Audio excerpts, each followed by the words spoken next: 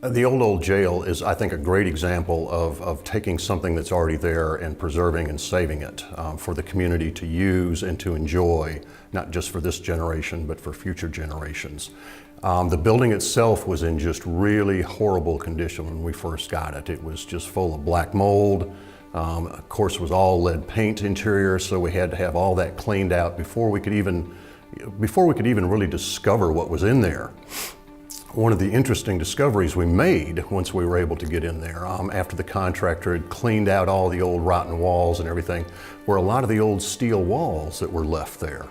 And we took a look at those, and we then had to go back in and measure that building with those steel walls and figure out how our plans could work with those old steel walls.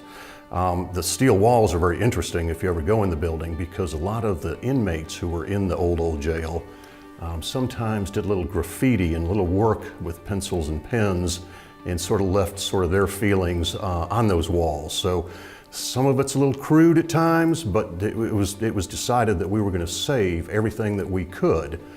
So we basically cleaned those walls very lightly and then put a clear flat sealer on them so that they are preserved, so that everyone can see what these old inmates did back in the 40s and 50s when they were incarcerated there.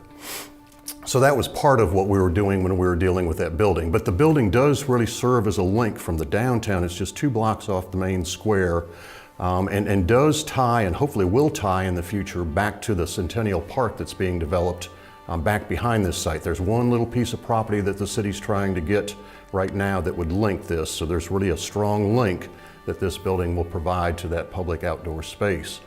You know, the Heritage Foundation, who uses this building, it's their home headquarters, developed the plaza, developed the parking area outside to not only be parking, but to also be an outdoor plaza where they could do performances, food events, music events, that type of thing. So there's a big possibility or great chance for events like that to happen outside.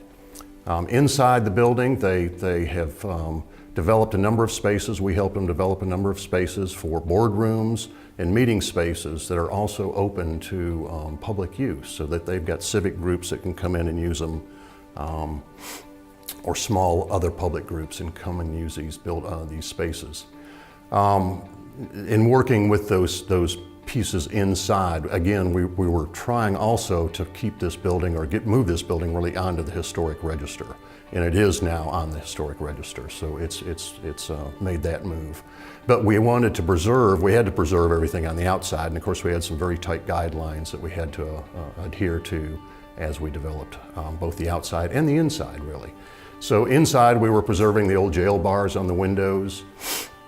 We were reworking the steel windows themselves, cleaning them, replacing parts, having parts actually made to fit back in so that we could preserve those old steel windows.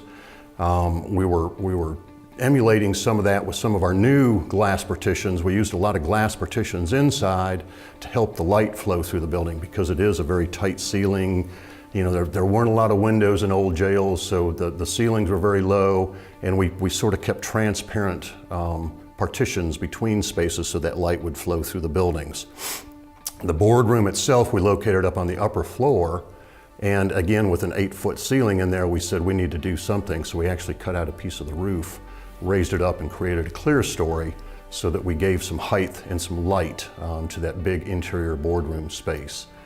So we did a number of things like that. The rear addition we put on is a very glassed box sort of on the back of it.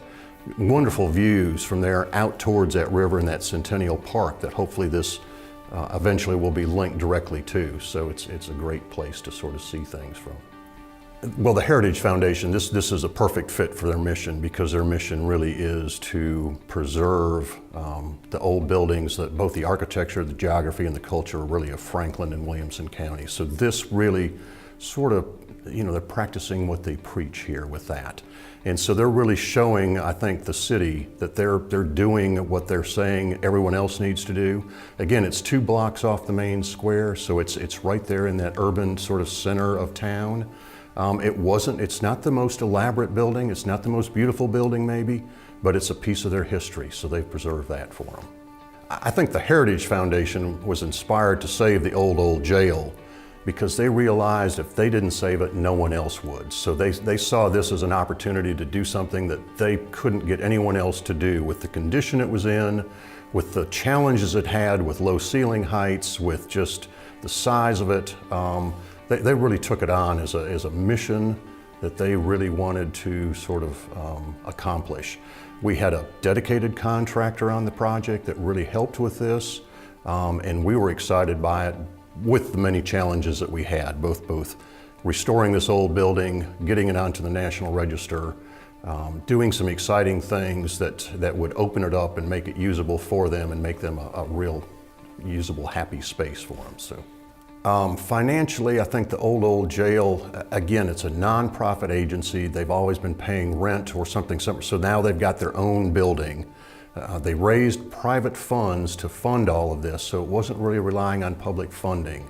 They provide these public meeting spaces, so I think financially they're doing some real service for the community as well. Financially, we were very careful about what we did with the building.